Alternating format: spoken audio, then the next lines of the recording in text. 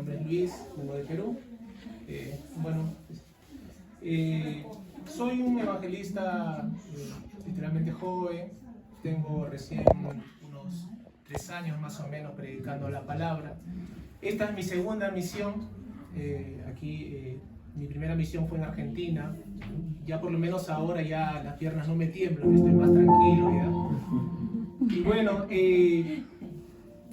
hay hermanos de la iglesia y sé que hay personas que vienen por primera vez aquí a la iglesia. ¿Hay gente que viene por primera vez aquí? ¿Hoy? Levanten su mano, a ver. Sí, sí, bueno. Entonces yo les gané porque esta es mi segunda vez. Tengo un día más que ustedes. Bueno, como todos los que venimos a Cristo, tengo también mi testimonio. Tengo mi testimonio y bueno, mi testimonio es clásico, la de un hombre pues con problemas de alcoholismo, que se puede decir. Muchos lo negamos, aunque tomamos a veces solamente los fines de semana, decimos que eso no es alcoholismo, sí era mi problema, ¿no? Muchos pensamos que el alcoholismo es algo que necesitas beber alcohol todos los días para decir que eres alcohólico. Y eso no es así. Si tú consumes alcohol todos los fines de semana, ya eres un alcohólico, ¿no? Bueno, ese era uno de mis tantos problemas, pero hay una raíz de todo, ¿no? Fuera de mi niñez, que sufrí maltratos, no me avergüenza decirlo, por parte de mi madre. Yo ahora arreglé las cosas con mi madre, tuve muchos maltratos de niño, que marcó mi vida, me volvió una persona muy amargada, una persona muy colérica, una persona con mucha amargura.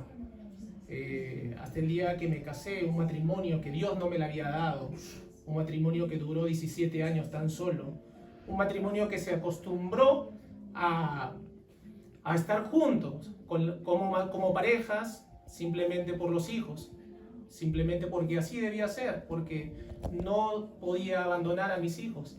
Y por tal como muchas parejas hacen, por no separarse de sus hijos, viven un infierno al lado de la pareja. Y eso no es matrimonio, pero eso pasa porque no pones a Dios en el medio del matrimonio. Entonces, pasé por eso también, por un matrimonio malo. Y antes de seguir mis sucesos malos en la vida, tenía la esperanza de que mi vida mejorara, ¿no? Así que un día se me ocurrió comprar unas velitas. Compré una vela roja para el amor, compré una vela verde para el dinero, compré una velita blanca para la paz, compré una velita amarilla para la buena suerte, ¿no? Y alguien me dijo por ahí, en Año Nuevo, llénate un poquito de lentejitas en los bolsillos y eso te va a traer mucha buena suerte. Así que me fui, me compré 1 kilo de lentejas y me rebalsé los bolsillos de lentejitas, ¿no? Y ya pasó el Año Nuevo y resulta que la vela roja no resultó porque me separé. La vela verde tampoco resultó porque me quedé sin trabajo. Solamente me quedaba la vela blanca para la paz y la vela amarillita para la buena suerte, que obviamente tampoco dieron resultado, ¿no? Después que, como les comentaba, después que mis velas se apagaron, me llevé de recuerdo las lentejas en los bolsillos. Y mis hijos no me perdonaron el hecho de que yo abandonara a su madre, me fuera, ¿no? Y que no era un matrimonio ya, era un desastre, ¿no? Era un conflicto muy fuerte, algo que los hijos no entienden nunca, porque ellos siempre quieren ver a papá y a mamá juntos. Ellos no ven la crisis matrimonial. Ellos quieren ver a sus padres juntos y viviendo con ellos. No les importa nada más. Y no hay que culparlos, porque los hijos no ven los conflictos, no ven los problemas, ¿no? Entonces, yo intentaba hablar con mis hijos por mucho tiempo. Mis hijos me colgaban las llamadas, no me contestaban, no querían saber nada de mí, ¿no? Y así me pasaba el tiempo, entré en mucha depresión, de esas depresiones que te sientas en un banco y no sabes a qué hora anochece y estás todo el día sin desayunar, sin almorzar, sin cenar y no sabes en qué momento pasa la hora. Así vivía yo, esa era mi vida, ¿no? Hasta que me reencontré con una compañera de colegio de la primaria, después de 30 años, que ahora es mi esposa.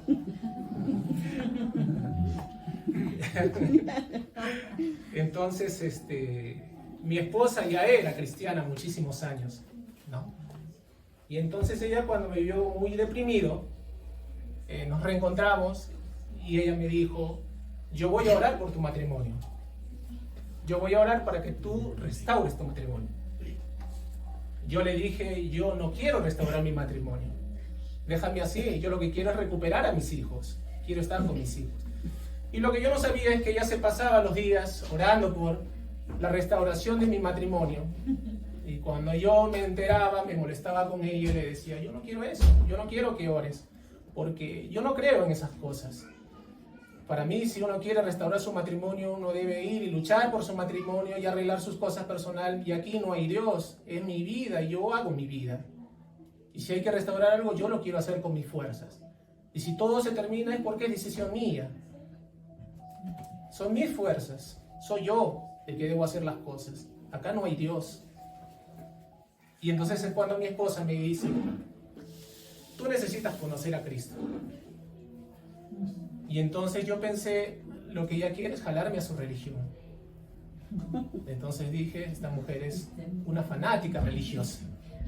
Y dije: yo no le voy a atracar eso, no le voy a aceptar eso. Así es que yo seguí en mi posición. Y ella me invitaba muchas veces a la iglesia y yo me negaba, ¿no? Y ella empezaba a orar por mí, dejó de orar por mi matrimonio. Yo vivía con un hermano, me mudé con él. Y entonces ella empezó a hablarme de Cristo. Y aunque yo me negaba, seguía ella hablándome de Cristo, seguía hablándome del amor de Cristo, seguía hablándome de las maravillas que Cristo podía hacer en mi vida. Y a mí me llenó eso de mucho amor. Yo dije: jamás una persona se ha preocupado tanto por mí. Y claro, por supuesto que había cierta atracción por mi esposa, una mujer que no la veía después de 30 años, desde niñitos, ¿no? Desde niñitos sí me acosaba, yo no le hacía caso. Y ya después de adultos, era yo quien la acosaba a ella. Y ella solamente quería ayudarme nada más.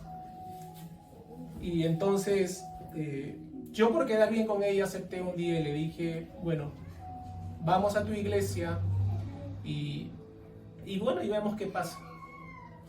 Cuando yo fui a la iglesia, su mamá, la que hoy es mi suegra, era la pastora. Y entonces mi suegra me dijo: si tú vienes aquí, tú vienes a conocer a Cristo. Las mamás se la saben todas, ¿no? Como ellas más o menos calculan, ¿no? Aquí viene este tipito, ¿no? Y entonces yo le dije: por supuesto, señora, yo vengo a conocer a Cristo, porque tú no has venido a otra cosa, me decía mi suegra. Si tú estás aquí, tú estás para conocer a Cristo.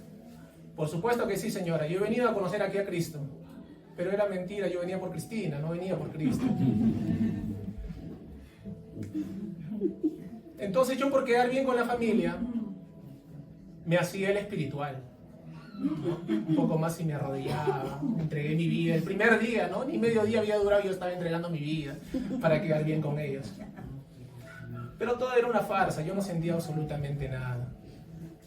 Cuando empecé a sentir yo el amor de Dios, cuando empecé a aprender a tener la relación con Dios, cuando yo empecé a orar y a clamar para que Dios me devuelva a mis hijos.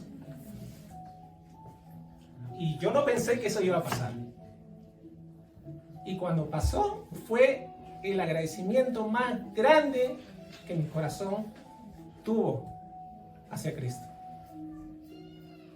Y yo dije: esto funciona, esto es real. No puede ser que yo empiece a orar que yo entregue mi vida a Cristo y de la noche a la mañana mis hijos me sean devueltos. Esto es imposible, o de repente es casualidad. No puede ser. Después de un tiempo, el Señor me devolvió mi trabajo. Yo era una persona que a veces me pasaba los días sin comer, porque no tenía ni siquiera trabajo. Estaba muy mal, pero estaba lleno de orgullo. Era un hombre muy orgulloso y muy amargado. Ella muchas veces me ofreció llevarme inclusive comida cuando yo vivía con mi hermano. Y yo aún seguía con mi orgullo. Y yo le decía, a mí no me gusta dar pena. Discúlpame. Si yo necesito algo, lo voy a obtener como sea. Yo no necesito tu caridad. Un hombre completamente orgulloso. Y ella me dijo, si yo estuviera en la misma situación que tú, y yo te toco la puerta, y te digo, Luis, dame un plato de comida. Tengo hambre, ¿tú qué harías? Por supuesto. Yo inmediatamente te daría un plato de comida. ¿Y por qué tú eres orgulloso? No sé. No lo sé. Y era porque necesitaba el amor de Cristo para quitar todo ese orgullo y toda esa soberbia de mi vida. Luego nos conocimos mejor, nos casamos, tuvimos algunas diferencias con mis hijos. Hoy mis hijos se llevan muy bien con ella, la han aceptado y han aceptado mi vida, la han aceptado como mi esposa, por supuesto, y tenemos una buena relación, una gran relación con mis hijos, porque tus hijos ven tu cambio, ven tu testimonio, porque los hijos ven a Cristo en ti reflejado. Tú tienes que ser la luz, tú tienes que ser la imagen de Cristo. Solamente así las personas te van a oír. Porque si tú tan solo eres religioso y el mundo no ve a Cristo en ti, no te van a seguir. La gente te puede escuchar por compromiso, pero la gente no va a seguir a Cristo porque no le das buen testimonio. Tienes que darle buen testimonio al mundo. Y eso es lo que yo hice con mis hijos. Por eso mis hijos me perdonaron. Por eso yo pedí perdón también. Y ahora somos grandes amigos con mis hijos. Pero ¿por qué el mundo no busca a Cristo? Juan 3:20 dice, porque todo el que hace lo malo odia la luz y no viene a la luz para que sus acciones no sean expuestas, dice.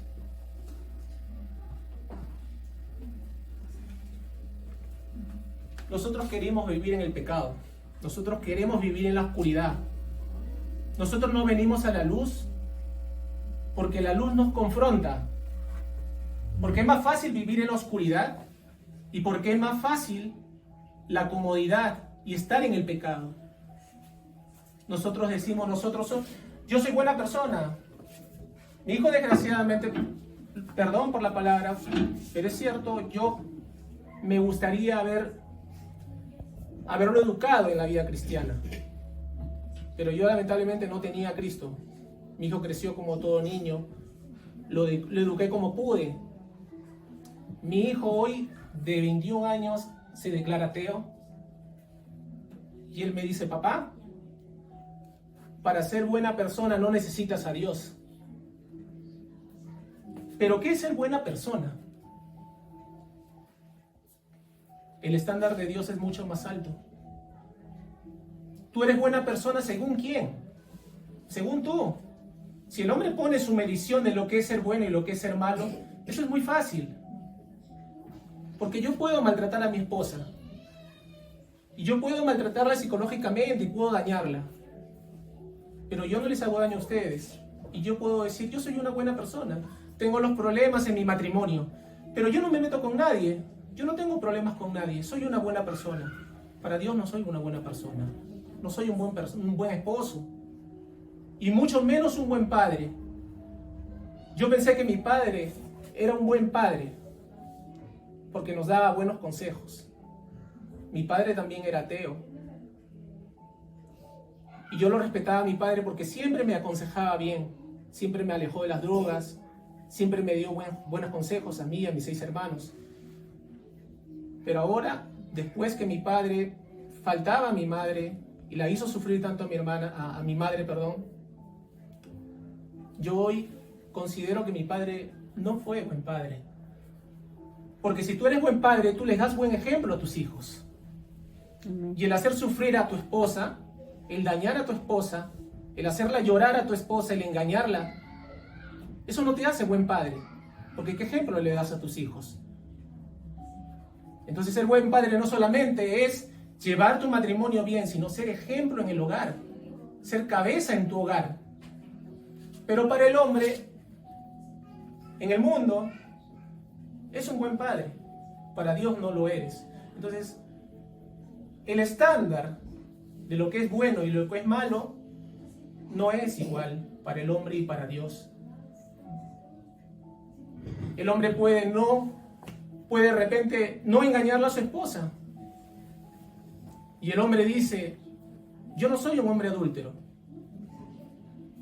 porque yo no engaño a mi esposa. Pero desde el momento en que tú ves a una mujer en la calle y tienes malos pensamientos, para Dios sí eres adúltero. Porque el Señor dice, si escuchaste, no cometerás adulterio, pues yo te digo que todo aquel que mira a una mujer ya cometió adulterio en su corazón.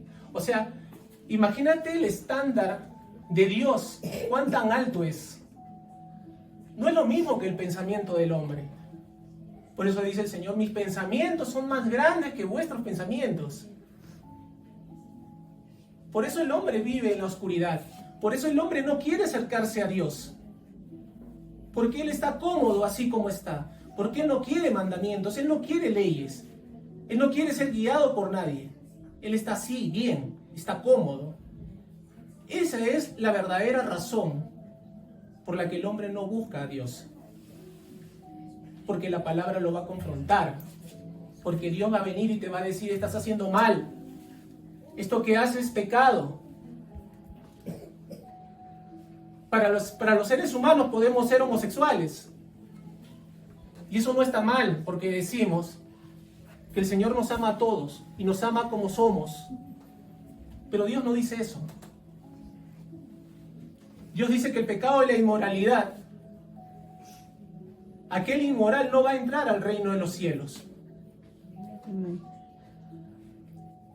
¿Por qué todo aquel que comete inmoralidad? Porque el cuerpo del Espíritu Santo, ese es tu cuerpo. Y si tú cometes fornicación, si tú cometes homosexualismo, lesbianismo, perversión, inmoralidad, tú estás pecando delante de Dios. Entonces para el hombre es fácil vivir en su oscuridad. El hombre no quiere acercarse a Dios, no quiere la luz del Señor, porque la luz te va a confrontar, como dice la palabra. Tus acciones van a ser expuestas, dice el Señor. Dice Romanos 6:23, porque la paga del pecado es muerte, mientras que el regalo de Dios es vida eterna en Cristo Jesús, nuestro Señor. La paga del pecado es la muerte. Todos tenemos advertencia de eso y todos sabemos cómo vamos a terminar si no nos arrepentimos. El ejemplo es aquel del condenado, ¿no? Aquel que está condenado a la pena de muerte. Y vamos a suponer que ya hemos sido juzgados y hemos sido sentenciados a la pena de muerte. Y entonces el juez te condena a pena de muerte. Pero hay alguien que quiere ocupar tu lugar por ti y dice, no vas a pagar esa pena de muerte. Yo voy a tomar tu lugar. Si alguien dice, no te preocupes, yo voy a pagar mi condena, serías realmente tonto. No aprovechar esa oportunidad. No pagar tu condena. Querer pagar tu condena y no permitir que otro ocupe tu lugar y que tú quedes libre. Alguien pensaría que eres tonto porque no aprovechas esa oportunidad, esa oferta, ¿verdad? Pero hace 2000 años, un hombre llamado Jesús pagó el precio por tu pecado, pagó el precio por la condenación que te correspondía a ti llevar. Él pagó por tu pecado y Él no murió en la cruz por los pecadores, sino por todos, por los no pecadores y por los pecadores. Él pagó en la cruz, Él hizo su sacrificio por todos, por ti, por mí, por todos. Todos crucificamos a Cristo en la cruz. No importa si tú creíste o no creíste en Él, Él murió por todos. Él pagó ese precio, Él pagó esa condena. Él pagó tu culpa por lo que tú hiciste. Y aún después de 2000 años, hay mucha gente que no quiere recibir esa gracia, ese regalo de Jesús. Porque lo que nosotros debemos hacer es simplemente aceptar el regalo que Él hoy nos ofrece. Es todo lo que debemos hacer. Y no queremos hacerlo por orgullo, por soberbia. No queremos hacerlo. Y entonces queremos seguir llevando las cosas del mundo con nuestras fuerzas. Queremos hacerlo con nuestras fuerzas, queremos hacerlo con nuestro ímpetu. Y no queremos saber nada de la cruz. Pero el Señor es tan amoroso que el Señor nos trata en su palabra hasta de hijitos. Hijitos míos, nos dice el Señor en su palabra.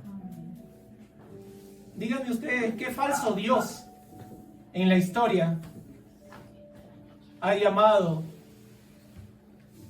a su creación hijitos míos? No hay otro Dios que nos haya llamado hijitos míos.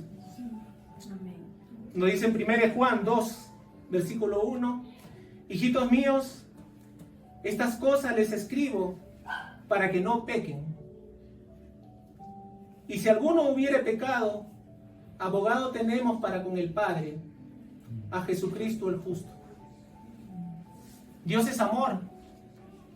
Y estamos cansados de escuchar del mundo que diga Dios es amor. Dios es amor. Entonces, como Dios es amor, Dios tiene que amar el pecado. Y eso no es verdad. Dios es amor, pero Dios es un juez justo. ¿Por qué en el mundo, cuando un juez no hace justicia y no condena a un delincuente o a alguien que ha matado, o a un político corrupto y no va preso, o el delincuente no va preso, o un violador no va preso, ¿por qué reclamamos? Porque el juez no hizo justicia. Entonces en el mundo sí reclamamos, pero no aceptamos que Dios sea un juez justo. Si nosotros somos pecadores y estamos caminando mal, y Dios es un juez justo, Dios nos va a condenar. ¿Y a dónde nos va a enviar Dios? Entonces no es porque Dios no te ame que va a condenarte. Justamente que Dios, porque te ama, ha venido a salvarte. Dice que Dios no vino al mundo a juzgarlo, sino a salvarlo. Un cristiano, tengo muchos clientes, me dedico yo al negocio, y un cristiano lamentablemente me dijo una vez, la prioridad del Señor no somos nosotros. El hombre no es su prioridad, el Señor me dijo. Su prioridad es su gloria, me dijo. Sus hijos no son su prioridad, me dijo. Pero tú lees su palabra y dice que de tal manera Dios amó al mundo, que envió a su Hijo unigénito, para que todo aquel que en Él crea no se pierda, mas tenga vida eterna. ¿Cómo no vamos a ser la prioridad de Dios?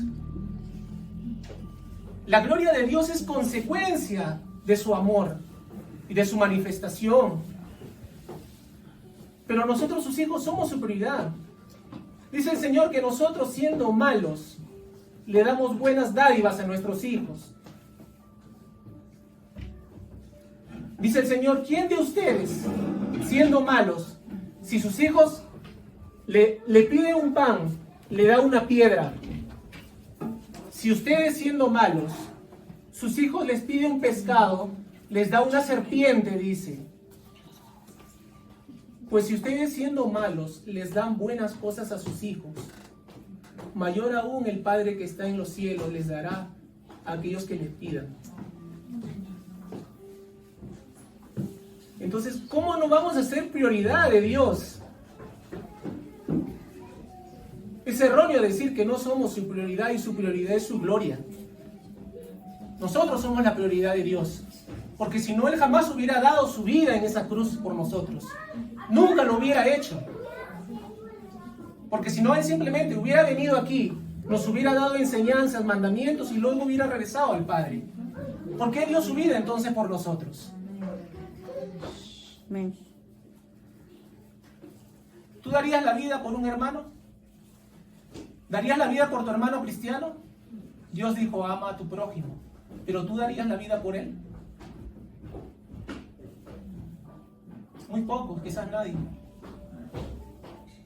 Jesús no lo pensó y Jesús dio la vida por ti. Dio la vida por todos. Por amor. No hubo otro motivo. Por amor sacrificó su vida. Por amor sufrió. Por amor lo latigaron. Por amor lo soportó que lo escupieran.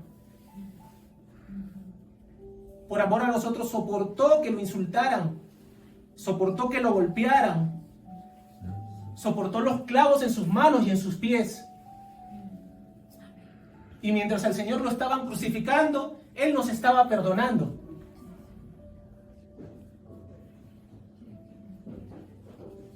Si a nosotros alguien nos ofende, nos resentimos, ¿verdad? Y quizás nos demoramos en perdonarlo. Al Señor lo estaban matando y Él nos estaba perdonando.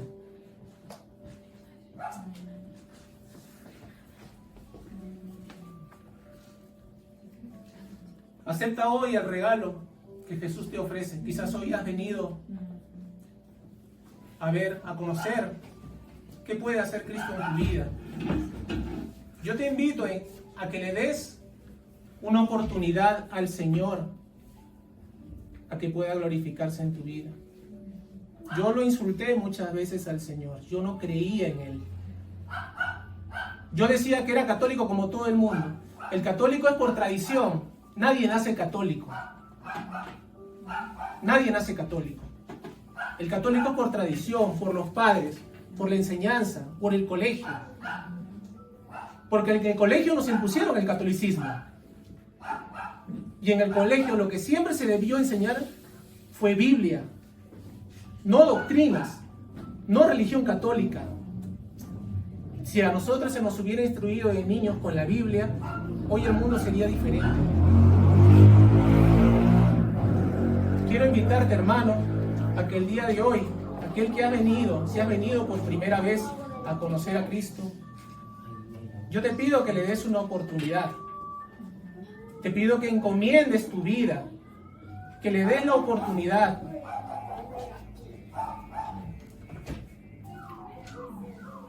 Yo te pido, por un momento, que cierres tus ojos y digas, Padre bendito,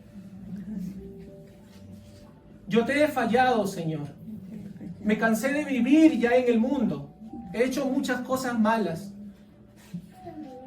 Me cansé de vivir en el pecado. Ya no quiero seguir luchando contra ti, Señor. El día de hoy quiero experimentar ese gozo que mis hermanos hablan, Señor. Permíteme, Señor, recibirte, Padre Santo, como mi Señor y Salvador. Entra a mi vida, Padre Santo. Y hazme la persona que tú quieres que yo sea, Señor. Yo ya no quiero luchar contra ti. No quiero vivir mi vida con mis fuerzas, Señor. Yo no quiero, Señor, afrontar los problemas de este mundo con mi fuerza, Señor. Quiero que tú manejes mi vida, Señor. Quiero que tú hoy gobiernes en mi vida, Señor. Y me ayudes, Padre Santo. Dame la oportunidad, Señor. Me buscaste muchas veces y te rechacé, Señor. Pero quiero que hoy me des la oportunidad, Señor, de conocerte. Gracias, Padre Santo, en el nombre de Jesús. Amén.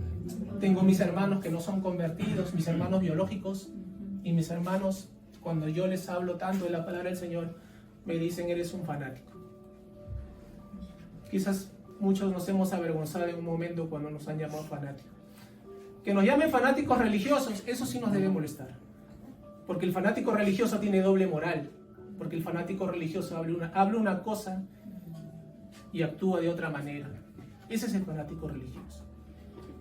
Pero así como hay fanáticos de cantantes, de actores, de artistas, ¿por qué no hay fanáticos de Cristo? Porque es malo ser fanático de Cristo. Cuando dicen fanático de Cristo, ahí sí está mal. Cuando dicen fanático de algún artista, algún cantante, eso sí está bien. No. Yo quiero que me digan fanático de Cristo porque yo soy fanático de Cristo. Porque yo canto todas sus canciones, le canto a Él. Porque yo oro y leo su palabra y me lleno de su gracia y me llena el espíritu de su amor. Yo sí soy fanático de Cristo. Y me siento orgulloso que me digan que soy fanático de Cristo. Pero no soy fanático religioso. Eso no. Sean fanáticos de Cristo, hermanos. Y aquellos que no conocen a Cristo, Dios quiera, los toque en sus corazones esta noche, sino en algún momento, que no sea tarde. Que Dios no quiera que sea tarde, de verdad. Que Dios les dé la oportunidad de conocerlo. Gracias, hermanos. Este ha sido mi prédica el día de hoy. Dios bendiga Ecuador y bendiga Perú. Gracias.